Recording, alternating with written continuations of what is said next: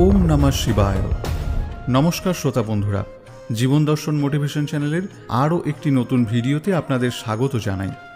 আশা করি সকলে ভালো আছেন। যেহেতু এখন শ্রাবণ মাস চলছে, তাই আজকে আমরা 16 সোমবার ব্রত কি, এই ব্রত করলে কি কি ফল পাওয়া যায়, কিভাবে এই ব্রত পালন করতে হয়, এছাড়া কোন কোন জিনিস দিয়ে বাবার অভিষেক করলে আমরা কি কি ফল পেতে পারি, তা আজ আমরা এই ভিডিওর মাধ্যমে আলোচনা করব। শ্রাবণ মাসের সোমবার ব্রত কিভাবে পালন করবেন তা আগের ভিডিওতে আমরা বিস্তারিত আলোচনা করেছি। আপনারা চাইলে সেই ভিডিওটি একবার দেখে নিতে পারেন। ভিডিওর লিঙ্কটি আমি এই ভিডিও ডেসক্রিপশন বক্সে দিয়ে দেব। শ্রাবণ মাস দেবাদিদেব মহাদেবের প্রতি উৎসর্গীকৃত, তাই শ্রাবণ মাসের প্রতিটি দিনই শিব পূজার জন্য প্রশস্ত। তবে শ্রাবণ সোমবারে শিব পূজার অবশ্যই বিশেষ মাহাত্ম্য আছে, কেননা সোমবার হল শিব ঠাকুরের বার। প্রতিটি শিবভক্ত অধীর আগ্রহে এই শ্রাবণ সোমবার ব্রত পালনের জন্য অপেক্ষা করেন, কারণ অন্তরের পূর্ণ ভক্তি এবং নিষ্ঠা সহযোগে সোমবারের শিব পূজা করলে বাবা মহাদেব ভক্তের কোনো মনস্কামনাই অপূর্ণ রাখেন না, এমনটাই মনে করা হয়। প্রতি সোমবার তার পুজোর পাশাপাশি ভক্তরা শিবকে তুষ্ট করতে উপবাসও করেন। অনেকেই বিশ্বাস করেন এই দিন বাবা মহাদেব আশীর্বাদ ও সৌভাগ্য বর্ষণ করেন আর ভক্তের কষ্ট দূর করেন।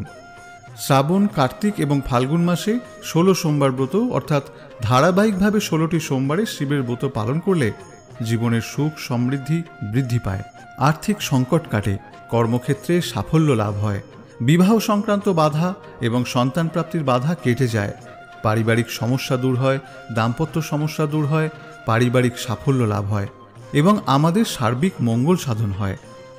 আপনি যে কোনো মাসে যে কোনো শুভ সোমবার থেকে এই ব্রত শুরু করতে পারেন।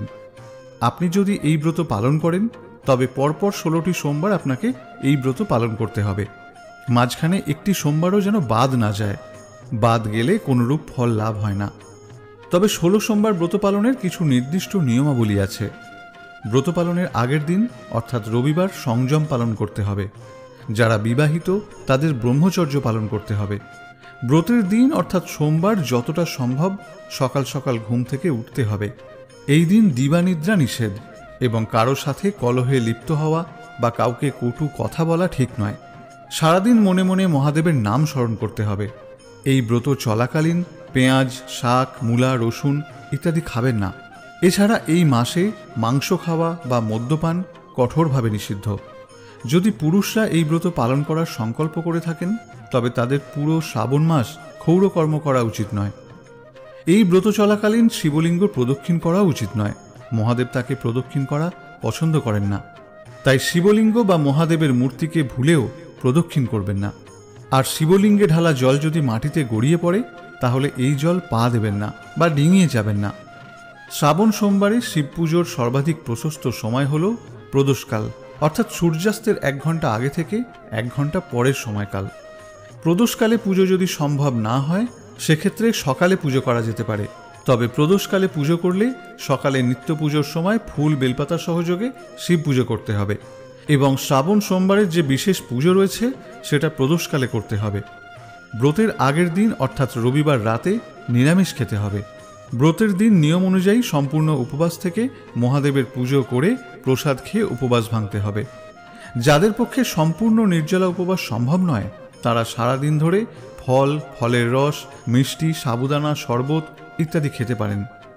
শ্রাবণ সোমবারের ব্রত পালন করলে সারাদিন মাত্র একবারই ভরপেট খাওয়া যাবে, অর্থাৎ রাত্রে ভরপেট খাওয়া যেতে পারে। তবে এদিন অন্ন গ্রহণ করা নিষিদ্ধ। এদিন তেল ও নুন বর্জিত খাবার খেতে হবে। এছাড়া ব্রত পালনের দিন গম এবং ডাল জাতীয় কোনো খাবার না খাওয়াই ভালো। গম থেকে উৎপন্ন আটা, ময়দা বা বেসনের তৈরি কোনো খাবার খাওয়া যাবে না। ডালিয়াও খাওয়া যাবে না। তবে বাজরা থেকে উৎপন্ন আটা বা ময়দার তৈরি কোনো জিনিস খেতে বাধা নেই। মহাদেবের আরাধনায় বেলপাতা জরুরি হলেও সোমবারে ভুলেও বেলপাতা ছিঁড়বেন না, কারণ সোমবার হলো মহাদেবের প্রিয় দিন। আপনি সোমবার পুজো করলে আগের দিনই গাছ থেকে বেলপাতা তুলে রাখুন। যদি 16 সোমবার ব্রত করার সংকল্প করেন তাহলে এই বিধিগুলি অবশ্যই মানতে হবে, তাহলে এই ব্রতের নিশ্চিত ফল আপনি পাবেন। এবার জানব কিভাবে এই ব্রত পালন করতে হবে। মহাদেবকে আরাধনার উপকরণ খুবই সহজলভ্য। বেলপাতা, চাল, ফুল, ধূপ, প্রদীপ, চন্দন, ধূত্র, দুধ, কর্পূর এই সব কিছু লাগে বাবার আরাধনার জন্য।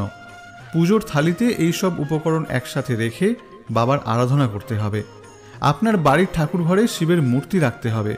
যদি মূর্তি না থাকে তাহলে ছবিতে পূজা অর্চনা করলেও একই ফল পাওয়া যায়।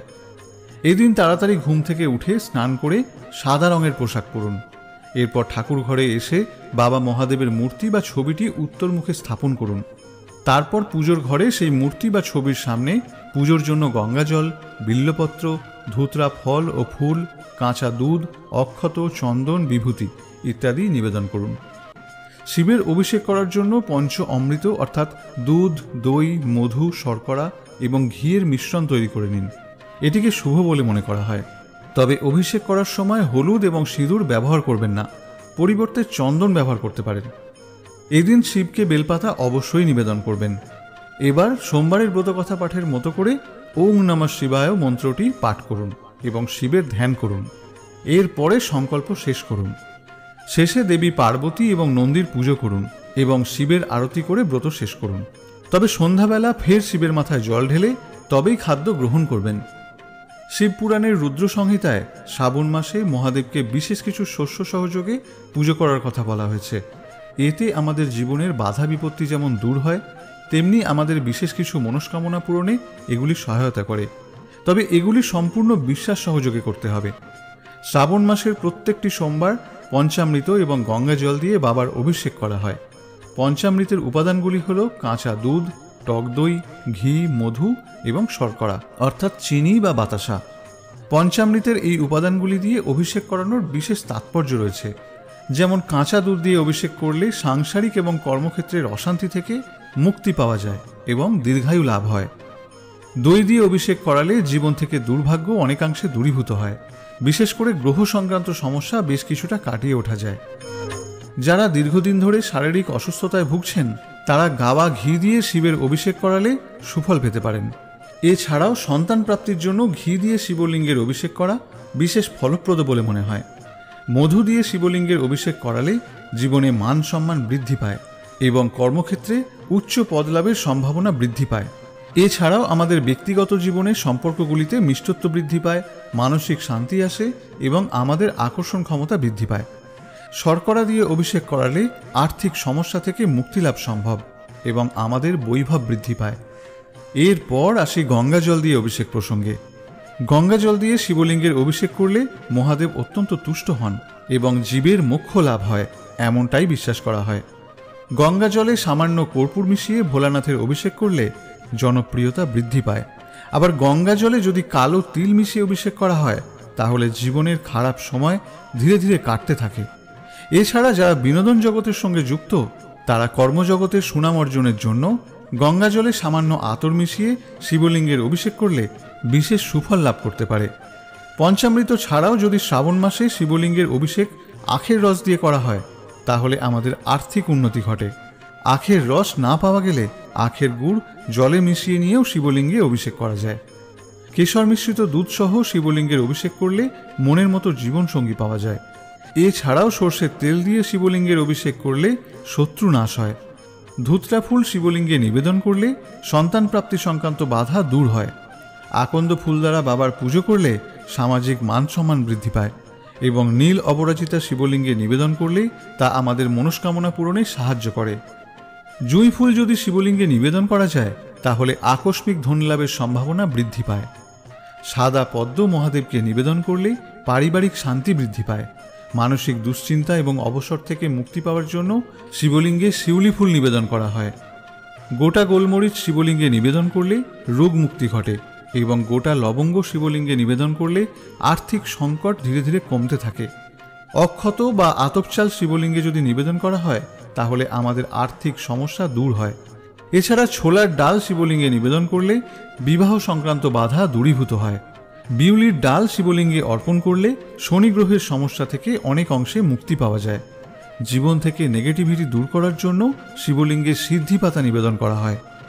মহাদেবকে দুর্বা নিবেদন করা যায় কিনা সেই প্রসঙ্গে দ্বিমত আছে। তবে জগৎজননী মা শারদা একবার কথা প্রসঙ্গে বলেছিলেন যে ঠাকুরের পুজোতে অর্থাৎ শ্রীরামকৃষ্ণের পুজোতে দুর্বা লাগে। মাঝের সৃষ্টি ফেলে দিয়ে 3টি দল রাখতে হবে। শিব পুজো ওই রকম দুর্বা ছাড়া হয় না।